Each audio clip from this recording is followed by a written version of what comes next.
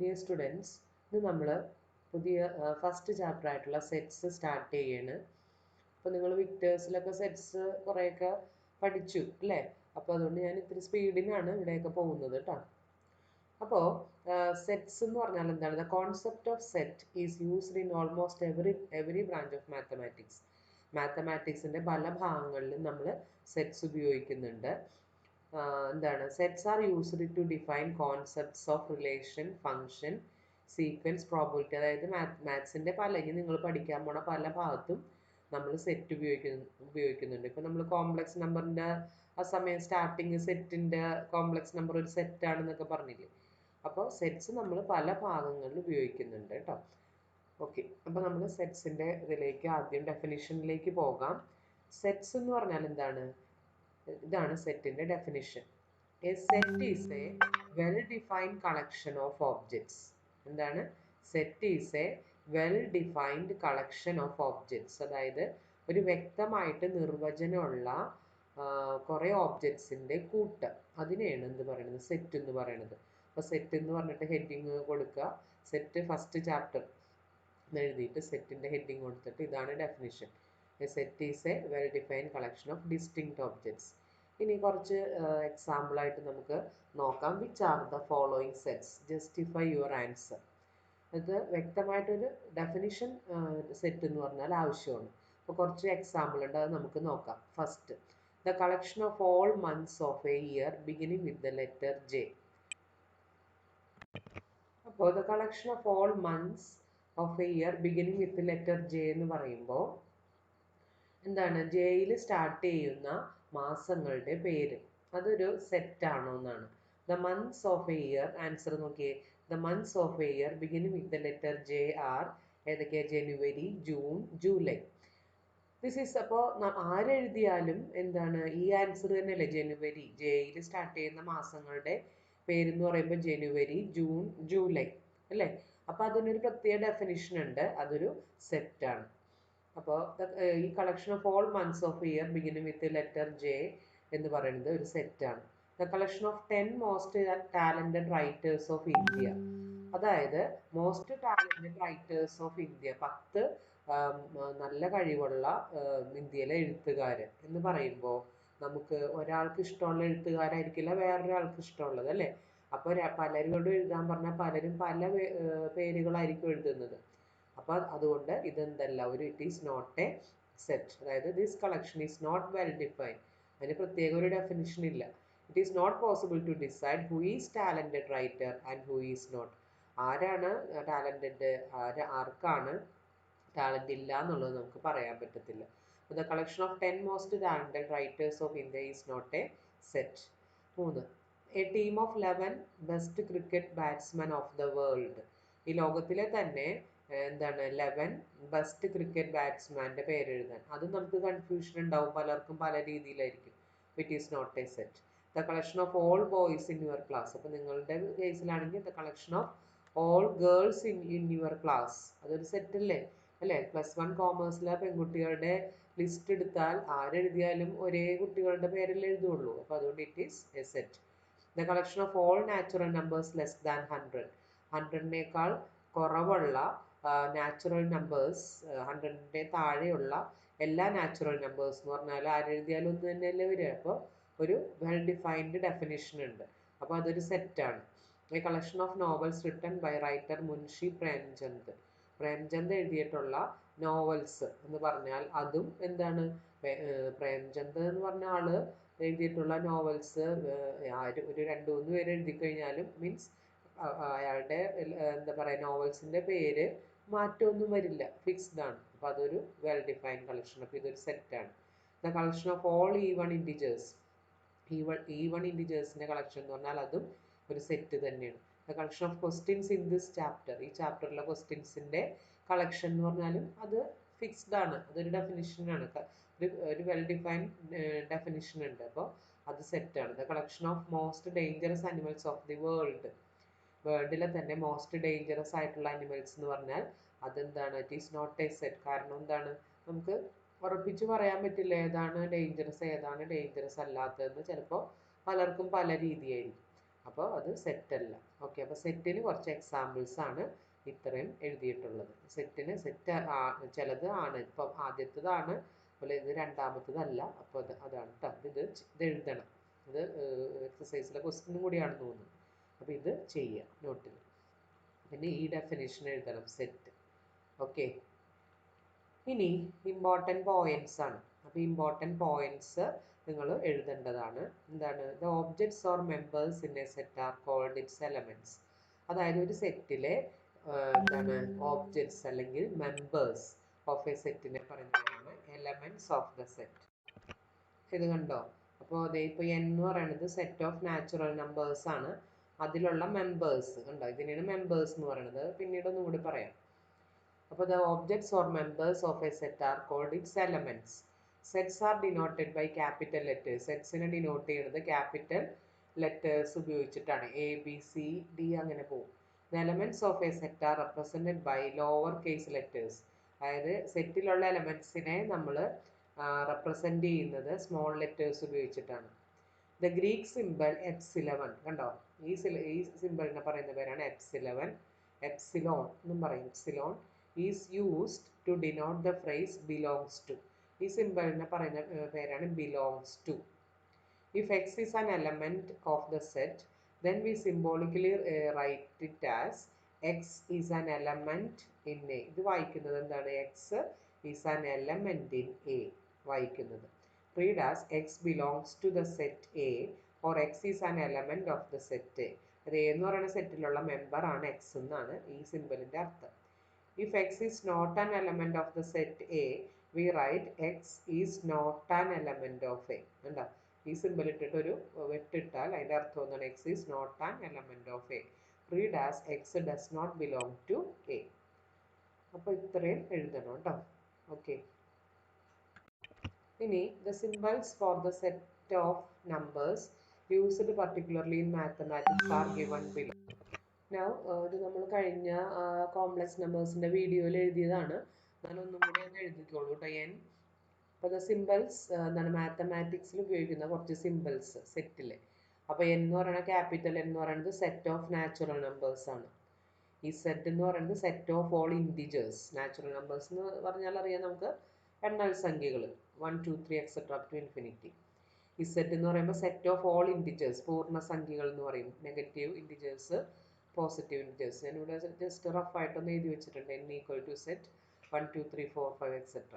ഈ set of all integers. അപ്പോൾ ഈ സെറ്റ് എന്ന് പറയുമ്പോൾ നമുക്ക് സെറ്റ് എന്താണ് all negative integers 0 1 2 3 4 positive integers. Q the set of all rational numbers. p/q എന്നുള്ള ഫോമിൽ എഴുതാൻ പറ്റുന്നതാണ് റാഷണൽ നമ്പേഴ്സ്. അപ്പോൾ ഇതിനൊക്കെ പ്രത്യേകിച്ച് ഒരു ഡെഫിനിഷൻ ഉണ്ട്, അതുകൊണ്ട് ഇതിനൊക്കെ സെറ്റ് എന്ന് പറയും. Capital R the set of all real numbers. Real numbers real ലൈനിൽ റെപ്രസെൻറ്റ് ചെയ്യാൻ പറ്റുന്ന numbers.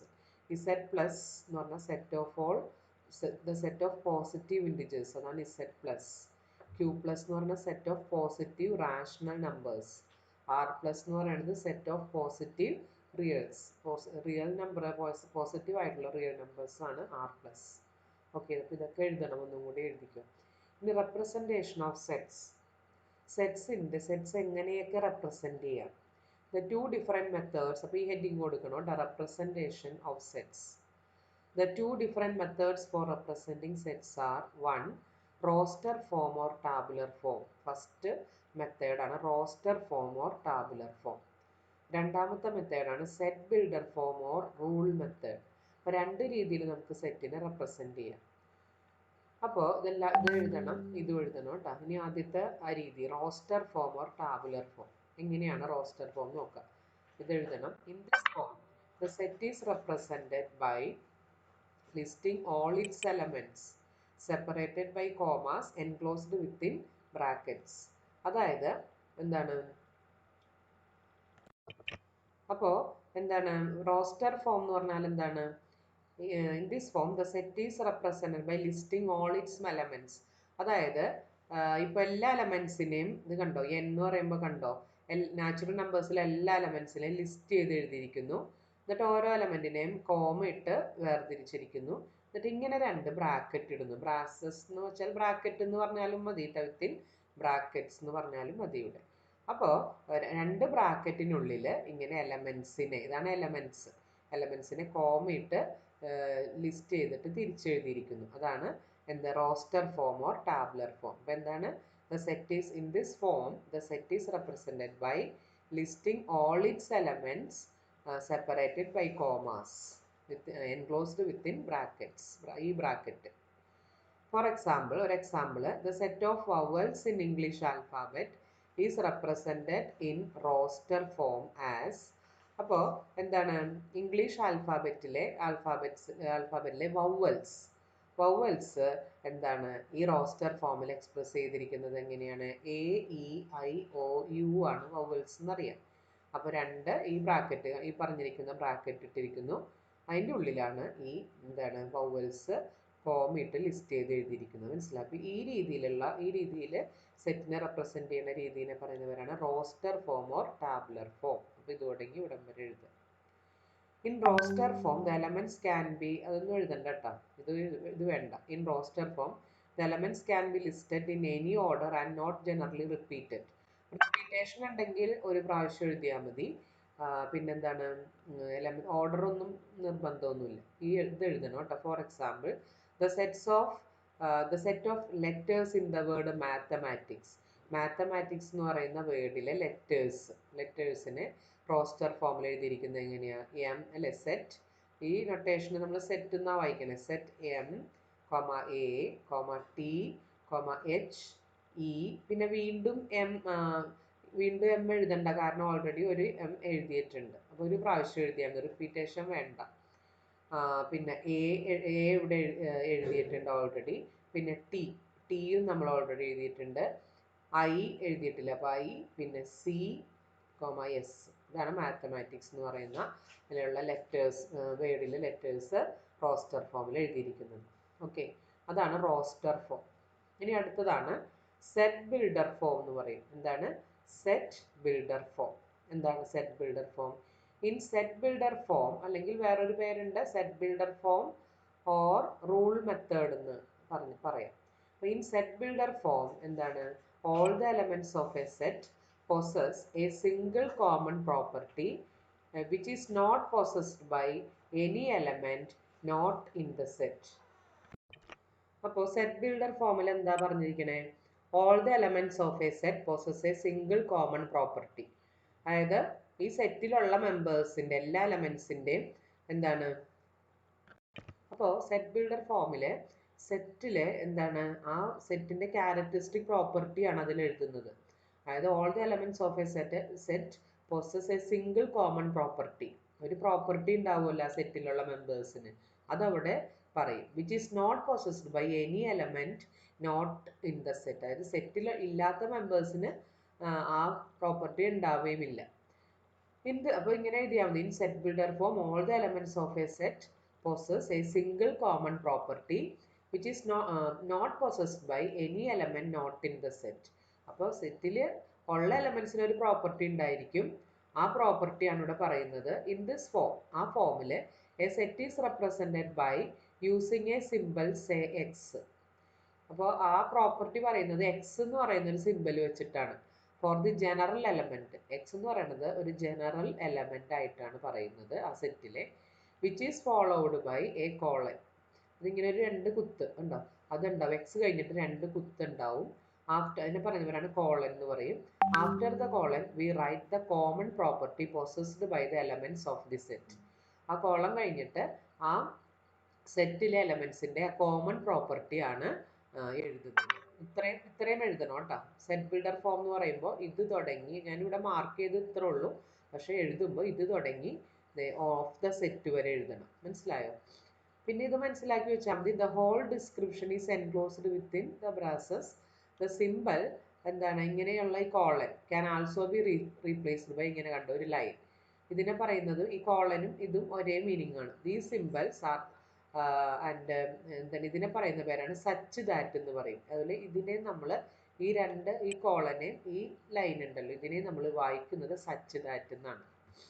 Okay, set builder form എന്ന് പറയുമ്പോൾ ഇത് തുടങ്ങി ഇത് വരെ എഴുതണം കേട്ടോ. ഓഫ് ദ സെറ്റ് വരെയും എഴുതണം. ഈ സെറ്റ് ബിൽഡർ ഫോമിന് എക്സാമ്പിൾ ഫോർ എക്സാമ്പിൾ അത് എഴുതണം. The set of vowels in English alphabet is represented by in set builder form as, അതായത് സെറ്റ് ഓഫ് എന്താണ് വവൽസ് ഇൻ ഇംഗ്ലീഷ് ആൽഫാബറ്റിന് നമ്മൾ എന്താണ് സെറ്റ് ബിൽഡർ ഫോമിൽ എക്സ്പ്രസ് ചെയ്യുന്നത് എങ്ങനെയാണ്? സെറ്റിൻ്റെ ഈ ബ്രാക്കറ്റ് ഇടാം, എക്സ് കണ്ടോ, ജനറൽ എലമെന്റ് എക്സ് എഴുതണം, സച്ച് ദാറ്റ് കണ്ടോ, ഈ രണ്ട് കുത്ത് അതിനെ പറഞ്ഞവരാണ് such that x is a vowel in English alphabet. കണ്ടോ, എക്സ് ഈസ് അതിൻ്റെ പ്രോപ്പർട്ടി, ഈ എന്താണ് സെറ്റിലുള്ള മെമ്പേഴ്സിൻ്റെ ക്യാരക്ടറിസ്റ്റിക് പ്രോപ്പർട്ടിയാണ് പറയുന്നത്. അപ്പോൾ set x such that x is a vowel in English alphabet. അപ്പോൾ read as set of all x such that x is a vowel in English alphabet.